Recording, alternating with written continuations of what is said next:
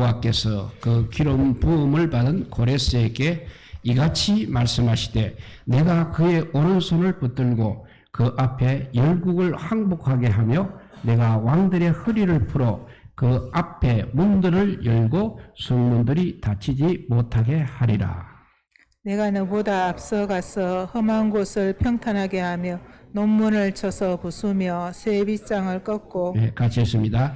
내게 흑암 중에 보화와 은밀한 곳에 숨은 재물을 주어 내 이름을 부르는 자가 나 여호와 이스라엘 하나님인 줄을 내가 알게 하리라. 아멘.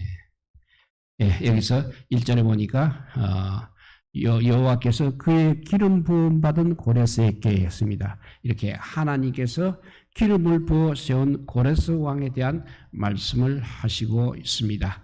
고레스 왕은 BC 538년 거대한 그 바벨론 제국을 넘어뜨리고 페르시아 제국을 건설한 정말 그 당시에 영 중의 영이었습니다. 고레스 왕은 그런데 하나님을 섬기는 그런 사람은 아니었습니다. 그런데 오늘 본문에 보니까 하나님이 그에게 기름을 부어 사용하셨다고 했습니다. 온 인류와 세계 역사를 주관하시는 하나님께서는 하나님을 믿는 그리스도인들만 사용하시는 것이 아니라는 것입니다. 세상의 왕, 세상의 지도자, 세상의 일꾼들도 얼마든지 하나님의 섭리의 역사를 성취하심에 사용하신다는 사실을 우리는 고레스 왕의 이야기를 통해서 알 수 있는 것입니다. 바벨론 제국에는 30개의 나라들이 포함되어 있었습니다. 바벨론은 지금 이라크 땅이 바로 그 본거지입니다. 그런데 이런 지금의 이란 지역에 있는 메디나 그리고 페르시아라는 조그마한 두 나라가 있었습니다. 성경은 이 메디아를 메데, 페르시아를 바사 이렇게 기록하고 있습니다. 메데는 그래도 조금 더 큰 나라였고 바사는 조금 더 작은 나라여서 메데에 바사가 조국을 바치고 있었습니다. 그리고 또 두 나라는 크게 보면 다 바벨론에 포함되어 있어서 바벨론에 흡수되어 있어서 바벨론 제국을 이루고 있었습니다. 그런데 메데 왕은 아들이 없고 딸만 한 명이 있었습니다. 그때 메데 왕이 특이한 꿈을 또 꾸게 됩니다. 메데 왕의 딸이 소변을 누웠습니다. 꿈에. 그 소변이 온 나라에 차고 넘치는 이상한 꿈을 꾸어서 신하들을 불러서 꿈을 한번 해몽해 보라고 시켰습니다. 3일 뒤에 신하들이 메데 왕에게 왔습니다. 공주의 꿈이 불길한 꿈, 흉한 징조라고 하며 공주가 아들을 낳으면 그 아들이 이 제국을 뒤집을 반역을 일으킬 꿈이라고 하였습니다. 메데 왕은 허튼 소리를 하지 말라고 물리쳤지만 그 말이 자꾸 신경이 쓰여서 메데 안의 귀족들, 고관들과는 딸을 결혼을 시키지 않고 메데의 조공을 바치고 있는 조그만 나라 바사의 아주 평범한 서민 청년을 골라 메데 왕이 사위를 삼았습니다. 공주가 그래서 결혼해서 얼마 지나지 않아 임신을 했습니다. 그때 또다시 비슷한 꿈을 다시 꾸었습니다. 아무래도 징조가 좋지 않다고 생각한 왕은 믿을 수 있는 신하에게 공주 곁에서 모시고 있다가 딸을 낳게 되면 그냥 살려두고 아들을 낳으면 산모가 보기 전에 아이를 처치하라는 특명을 내렸습니다. 그런데 공주가 아주 잘생긴 아들을 낳았습니다. 신하가 메데 왕의 명대로 하자면 소리 없이 그 아기를 죽여야 하는 것입니다. 그런데 그 아들이 너무 영롱하고 잘생기고 총명해 보여서 그렇게 했다가는 오히려 천벌을 받을 것 같았습니다. 그때 마침 산속에 소목이는 집에 아기를 낳았는데 사산했다는 정보가 들어왔습니다. 그래서 공주의 아들을 그 집에 주어 기르도록 하고 농부의 죽은 아들을 왕궁으로 가지고 왔습니다. 바로 그 공주의 아들이 고레스인 것입니다. 고레스는 소먹이는 집의 아들로 자라났습니다. 어려서부터 그래도 지도력이 출중해서 아이들을 모아서 어린이 군대를 만들어 이 동네 저 동네 아이들과 편을 갈라서 전쟁놀이를 같이 했습니다. 그때 메대의 국방부 장관께인 대신의 아들도 그 전쟁놀이를 같이 했다고 합니다. 그 아들이 그 전쟁놀이에 불리하니까 도망을 쳤습니다. 그래서 군사 재판이 열려 고레스가 만든 군법에 따라서 그 장관의 아들을 곤장 10대를 맞았습니다. 그래서 맞아서 그래 절면서 돌아갔습니다. 그때 그 국방부 장관이 되는 그 아버지가 퇴근하는 길에 자기 아들이 졸면서 들어오는 것을 보고 이 무슨 일인지 이실직고하라고 다그쳤습니다. 그 아이는 그 아들이 처음에는 놀면서 다친 것이라고 했지만 결국 사실대로 고레스의 이야기를 들려주었습니다. 그날 저녁에 이제 메대 왕이 연회를 베풀었습니다. 그래 신하들과 술판이 벌어졌습니다. 바로 그 대신이 술에 취해서 옆에 있는 자기 동료에게 자기 아들이 전쟁놀이를 하다가 곤장을 맞은 이야기를 들려주었습니다. 메대왕이 그것을 옆에서 듣고서는 호기심이 생겨서 고레스를 한번 불러오라고 했습니다. 그리고 불려온 고레스의 책임세가 메대왕 자신의 딸을 딱 닮았다는 것입니다. 그리고 10살이라는 소리를 듣고 10년 전에 자기 딸이 죽은 아들을 낳아서 장례를 치른 것을 생각하고 신하를 시켜서 고레스를 기른 아버지 어머니를 데리고 오라고 했습니다. 왕 앞에 선 그 부모들이 어느 앞이라고 헛된 소리를 하겠습니까? 결국은 사실이 밝혀졌습니다. 그래서 그 손자를 찾아서 자기 딸에게 보내었습니다. 10년 전에 죽었던 아들이 다시 살아왔으니 공주는 얼마나 기뻐했겠습니까? 그런데 문제가 있습니다. 메대왕이 손자는 찾았지만 왕명을 어긴 신하를 가만둘 수는 없었습니다. 그래서 그 다음날 신하를 불러서 독대를 하였습니다. 둘이서 식사를 같이 하면서 상에 불고기를 잘 구워서 한 접시를 놓았습니다. 특별한 고기라고 왕은 손을 대지 않고 신하 혼자서 먹게 하였습니다. 식사 후에 왕이 10년 전에 공주 아들을 바꾸어치기 한 것을 문책하며 당신이 오늘 먹은 고기가 바로 당신이 나를 기만한 죄로 당신의 아들을 잡아다가 구운 고기라고 그렇게 말을 했습니다. 그러다 신하가 얼마나 참담했던지 그 길로 모든 관직을 다 내려놓고 전 재산을 팔아서 자기 가족들이 살 만큼 몫을 떼어주고 나머지 돈을 챙겨서는 이제 바사에 있는 그 공주를 찾아갔습니다. 그리고 그 공주에게 사실을 말하고 그 아들을 가르치게 해달라고 하자 공주는 자기 아들을 살려준 공로를 생각하고 한나라의 높은 관리가 자기 아들을 가르쳐준다고 하니 흔쾌히 그 아들을 맡겼습니다. 그래서 그 신하가 고레스에게 10살 때부터 전쟁하는 법, 나라를 다스리는 법, 사람을 쓰는 법, 재앙에 대한 자질을 철저히 가르쳤습니다. 10년 뒤에 20살 되던 해에 고레스가 이제 자기가 속한 나라 바사의 정권을 잡게 되었습니다. 그 다음 2년 뒤에는 22살 때 할아버지의 나라 메대를 통합시켰습니다. 사실은 왕의 꿈대로 된 것입니다. 그렇게 힘을 길러서 BC 538년에는 결국 바벨론까지 쓰러뜨렸습니다. 바벨론의 제국의 수도가 육각형으로 지은 도시입니다.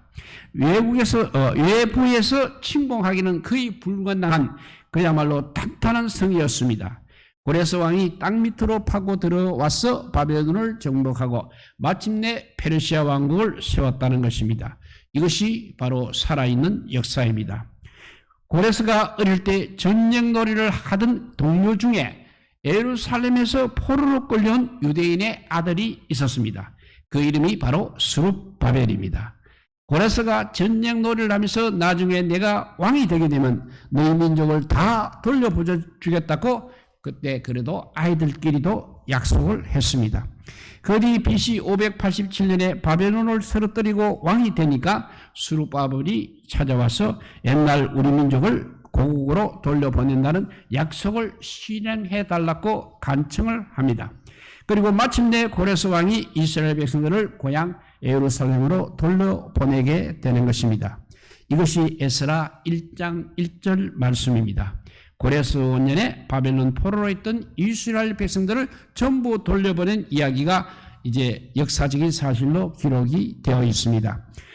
에스라 1장 1절과 2절을 읽어보면 바사 왕 고레스 5년에 여호와께서 에레미야의 입을 통하여 하신 말씀을 이루게 하시려고 바사 왕 고레스의 마음을 감동시키시며 그가 온 나라에 공포도 하고 조수도 내어 이르되 바사 왕 고레스는 말하노라.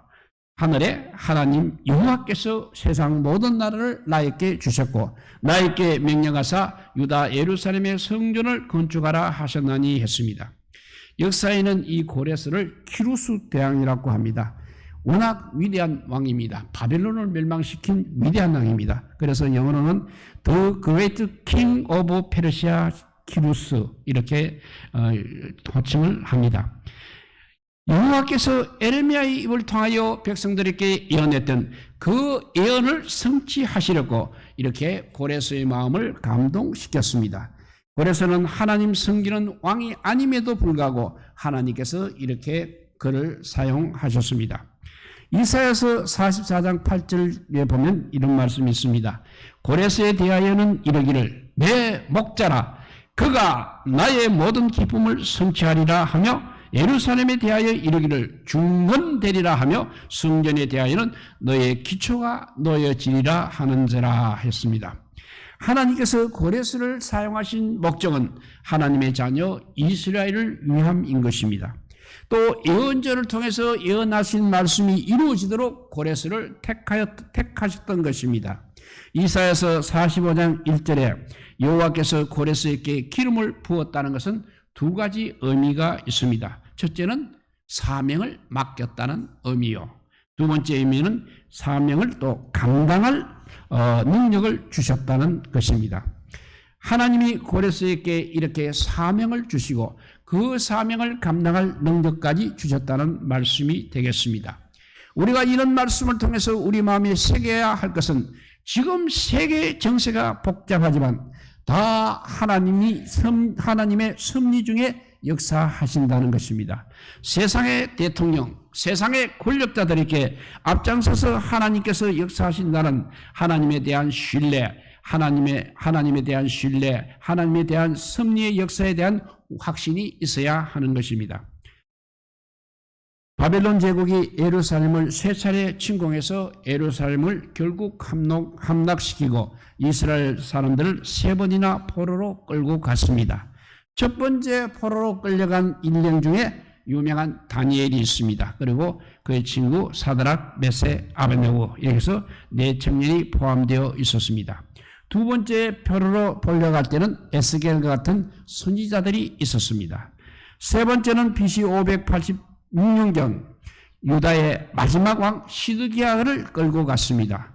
시드기야 왕이 바벨론에게 침공을 당하고 나라가 완전히 망한 것은 그의 국방정책, 외교정책을 잘못 세웠기 때문인 것입니다. 성경에는 첫째로 우리 영이 구원받아 천국의 백성이 되는 것을 기록하고 있고 두 번째로는 이 땅의 정치를 바로 하는 법, 교육하는 법, 기업을 경영하는 법, 가정을 잘 이끌어가는 법 등 세상적인 교훈도 성경에 기록이 되어 있습니다. 그런데 우리 복음적인 교인들이 한 가지 잘못 생각하는 것이 있습니다. 성경을 그냥 영적으로만 해석을 해서 영혼 구원을 받아 거듭나서 천국 가는 거기에만 너무 집중한다는 것입니다. 그 외에 성경이 가지고 있는 무한한 교훈, 정치를 바로 하고 경제를 일으키고 가정을 잘 다스리고 또 바른 교육을 실시하는 것에 대해서는 별로 잘 가르치지 못하고 있다는 것입니다. 앞으로 그런 점을 좀 많이 고쳐서 성경을 읽어야 되겠습니다. 그 당시 활동한 선지자 에레미야가 우상을 멀리하고 바벨론과 맺은 계약을 지키라는 강력한 경고에도 불구하고 바벨론을 버리고 친애굽을 쳤던 사람이 바로 시드기야 왕입니다. 그 시드기야 왕으로 인해서 남유다는 바벨론 침략으로 무너졌던 것입니다. 바벨론이 시드기야 왕을 끌고 갈 때는 왕의 자식들을 왕이 보는 앞에서 다 죽였습니다. 그리고 왕의 눈도 뽑아버렸습니다. 백성들을 또 죽이고 예루살렘을 허물어뜨리고 백성들을 종으로 끌고 갔습니다. 이로써 예루살렘 성은 말 그대로 완전히 멸망당하게 되어 유다 역사는 지상에서 사라지게 되었습니다. 그 말씀을 에레미야 25장 11절에서 13절은 이렇게 기록하고 있습니다. 내가 그들 중에 기뻐하는 소리와 즐거워하는 소리와 신랑의 소리와 신부의 소리와 맷돌 소리와 등불빛이 끊어지게 하리니 이 모든 땅이 폐허가 되어 놀랄 일이 될 것이며 이 민족들은 70년 동안 바벨론의 왕을 섬기리라. 여호와의 말씀이니라. 70년이 끝나면 내가 바벨론의 왕과 그의 나라와 갈대아인의 땅을 그 제약으로 말미암아 벌하여 영원히 또 폐허가 되게 하되 내가 그 땅을 향하여 선언한 바 곧 에레미야가 모든 민족을 향하여 예언하고 이 책에 기록한 나의 모든 말을 그 땅에 임하게 하리라 했습니다. 1차 바벨론 포로로 끌려갈 때 하나님 사람 에레미야가 포로로 끌려가는 사람들에게 눈물로 이렇게 예언을 했습니다. 조급한 마음을 먹지 말고 열심히 생업에 종사하고 하나님께 예배를 드리고 자식을 기르고 그렇게 틀을 잡아 살아라. 하나님께서는 70년 뒤에 반드시 너희를 돌아오게 해방할 것이다 했습니다.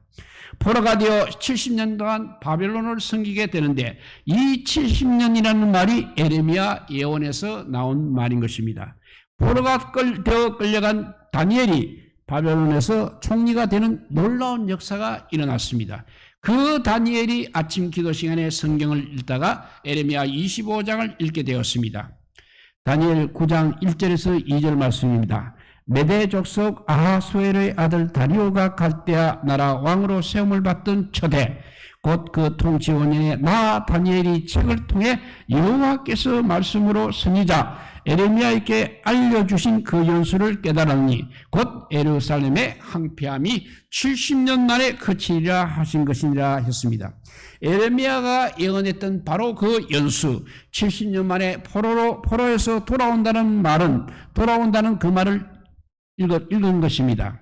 70년 만에 바벨론을 망하게 하고 하나님의 예언을 이루시겠다는 말씀을 읽고 깨닫는 순간 정신이 번쩍 들었습니다. 바로 올해가 그 해다 하면서 그때 다니엘이 정말 영적으로 행동하기 시작했습니다. 그 말씀이 다니엘서 9장 3절에서 5절입니다. 읽어보면 내가 금식하며 벼옷을 입고 죄를 덮어쓰고 주 하나님께 기도하며 간구하기를 결심하고 내 하나님 여호와께 기도하며 자복하여 이르기를 크시고 두려워할 주 하나님 주를 사랑하고 주의 계명을 지키는 자를 위하여 언약을 지키시고 그에게 인자를 베푸시는 이시여 우리는 이미 범죄하여 폐역하며 행악하며 반역하여 주의 법도와 규례를 떠났다고 했습니다. 그런데 우리는 이렇게 해야 됩니다. 금년이 70년 된 때 해방되는 해라는 것을 다니엘이 깨닫고 금식을 했습니다. 그리고 다니엘은 자기 죄를 회개했습니다. 또 자기 동족의 범죄로 인해서 바벨론에 종살이를 하고 나라가 망한 것도 회개를 했습니다.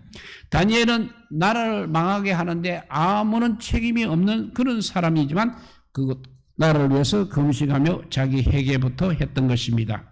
그 말씀이 다니엘서 9장 20절에서 22절 말씀입니다. 읽어봅니다. 내가 이같이 말하며 기도하며 내 죄와 내 백성 이스라엘 죄를 자복하고 내 하나님의 거룩한 신을 위하여 내 하나님 여호와 앞에 간구할 때 곧 내가 기도할 때 이전에 환상 중에 본 그 사람 가브리엘이 빨리 날아서 저녁 제사를 드릴 때 처음에 내게 이르더니 내게 가르치며 내게 말하여 이르되 다니엘아 내가 이제 너에게 지혜와 총명을 주려고 왔느니라 했습니다. 에레미야가 피를 토하는 마음으로 예언했던 그 말을 돌이키고 금식하며 자기 죄를 회개하고 동족의 죄를 회개하고 요 앞에 간구를 하였다고 했습니다. 다니엘이 그렇게 기도할 때 가브리엘 천사가 왔습니다. 천사 중에 다양한 역할이 있습니다. 좋은 소식을 전하는 메신저가 가브리엘이요, 전쟁을 담당하는 천사는 미가엘, 육신이나 정신이나 병든 사람을 치료하는 천사가 라파엘이라고 합니다. 그런 좋은 소식을 전하는 천사 가브리엘이 와서 예언이 이루어졌음을 알리는 것입니다. 70년 되는 때가 바로 바벨론이 멸망하고 페르시아가 일어난 때였습니다.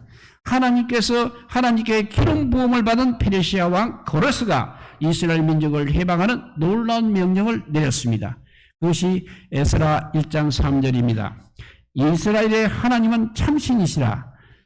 너희 중에 그의 백성된 자는 다 유다 예루살렘으로 올라가서 이스라엘의 하나님 여호와의 성전을 건축하라. 그는 예루살렘에 계신 하나님이시라 했습니다. 이스라엘 백성들은 유다 예루살렘으로 올라가서 이스라엘의 하나님의 성전을 건축하라는 칙령을 내렸습니다. 그래서 이스라엘 백성들이 해방되어 이제 예루살렘으로 돌아갔습니다. 이것을 제2의 출애굽이라고 하는 것입니다. 바벨론 포로로 끌려간 지 70년 만에 선지자 에레미야가 예언한 대로 고국으로 돌아오는 그 발걸음을 세컨드 엑스도스라고 하는 것입니다. 두 번째 탈출이라고 하는 것입니다.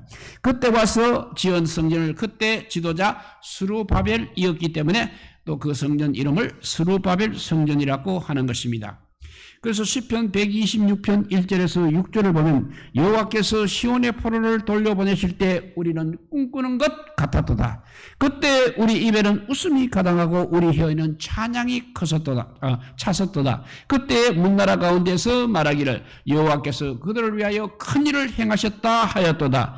여호와께서 우리를 위하여 큰일을 행하셨으니 우리는 기쁘도다.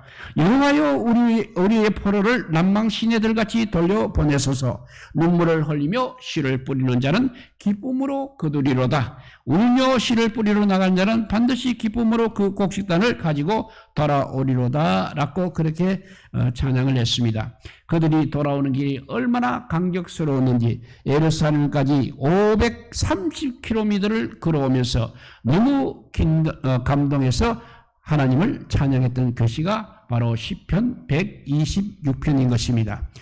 우리는 성경을 한 구절 한 구절 따라 읽으면 지루해지기가 쉽습니다. 읽어도 뜻을 잘 이해하기가 어렵습니다. 그렇지만 전체적으로 보게 되면 영적인 교훈이 크고 감동이 저절로 밀려오는 것입니다. 우리식으로 표현하면 이런 시를 지은 것을 우리식으로 표현하면 이것이 꿈이냐 생시냐 어느 날 자고 나니까 고향으로 돌아가게 된 것이라는 것으로 표현할 수 있습니다. 70년 전에 선지자 에레미야가 예언했던 그대로 이스라엘 백성들은 고국으로 돌아가게 된 것입니다. 이런 70년 만의 해방을 여호와께서 하신 일이라고 생각하는 것이 바로 섭리 사건인 것입니다. 이것은 고레스가 한 일이 절대 아닌 것입니다. 하나님의 섭리가 이렇게 역사를 주장하고 있는 것입니다. 하나님께서는 교회 안에 사람만 쓰시는 것이 아니라 세상의 지도자도 또 세상의 왕도 하나님의 섭리를 따라 다 사용하시는 것입니다. 세울 자를 세우십니다. 무너뜨릴 자를 무너뜨리십니다. 그래서 하나님의 섭리가 이 세계 역사를 이끌고 가시는 것입니다. 그래서 우리는 이것을 섭리 사관이라고 하는 것입니다. 이렇게 모든 것이 다 하나님께서 하신 일이기 때문에 하나님께서 말씀하신 것은 일점도 어긋나는 것이 없습니다. 우리 모두 주의 말씀을 읽을 때마다 하나님께서 어떻게 일을 하실는지 그 하실 일에 대해서 우리가 면면히 살펴서 주의 말씀대로 순종하여 살아서 하나님의 크신 은혜를 받는 우리 모두가 되시기 바랍니다. 기도하겠습니다. 사랑의 하나님 감사합니다. 에레미야가 70년 만에 돌아올 것이라고 말씀한 것이 엉뚱한 아버지와 고레스 왕을 통해서 이루어진 것을 오늘 살펴보았습니다. 이 모든 것이 다 여호와께서 하신 일이라고 그렇게 우리는 생각해야 한다고 우리에게 가르쳐 주었습니다. 그냥 우연히 생기는 일은 이 세상에 아무것도 없다는 것입니다. 특별히 우리나라를 주님께서 섭리하셔서 건국하게 하여 주시고 또 유교 사변 중에서도 부흥하게 하여 주셔서 오늘날까지 이런 것 감사하며 살아가게 하여 주시고 우리 교회가 특별히 더 많은 은혜를 받았습니다.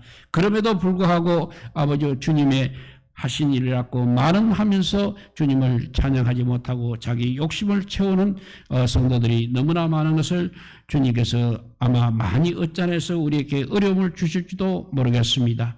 이제 하나님 말씀 똑바로 깨닫게 하여 주시고 하나님의 섭리를 찬양하며 주님 앞에 나오는 우리 모두가 되게 하여 주시기를 간절히 빌고 원하올 때 우리 구주 예수 그리스도 이름으로 기도드리옵나이다. 아멘. 우리 323자입니다. 부름받아 나선님은 이 찬양하면서 오후예배 봉헌 드리도록 하겠습니다.